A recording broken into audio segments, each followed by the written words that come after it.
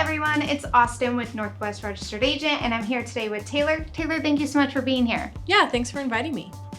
Today, we're going to be talking about TF numbers in New York, and we'll talk about Forms CT-198 and EINs. So Taylor, the other day I received a question from a client. They formed a New York LLC and they received a TF number. Can you explain what a TF number is? Yeah, so a TF number is a tax filing number from the New York Department of State for newly formed companies who don't typically have an EIN. Oh, okay.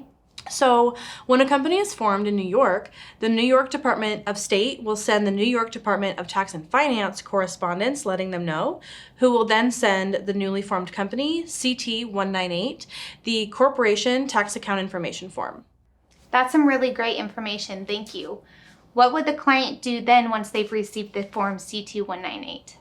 So they will want to review the form and make sure that all of their company's information is correct and make any updates if needed. They will also want to update the New York Department of Tax and Finance on this form with their EIN once that's been received as well. So a TF number and EIN are different? Yes, so an EIN is an employee identification number. These are issued specifically by the IRS and are federally regulated. Okay. Most companies are going to need an EIN number, but if you're not sure, it's always best to consult with your accountant. If you do need help applying for an EIN, the Northwest Registered Agent is always happy to help. Oh, awesome. Thank you.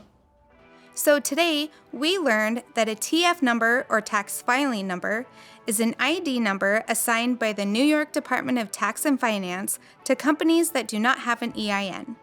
When a company is formed in New York, the Department of State informs the New York Department of Tax and Finance, which will then send the newly formed company Form CT-198, the Corporation Tax Account Information Form. We also learned that you should review the form and make sure your company's information is accurate. If your company is shown to only have a TF number, you should update it with your EIN. Finally, we learned that an EIN is an employee identification number, and they are issued by the IRS and federally regulated.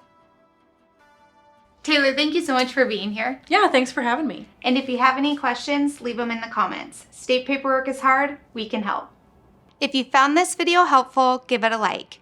You can find links to what we've discussed in the description below, and we've also picked out 2 other videos you might find useful. You need tools to build something big, subscribe now.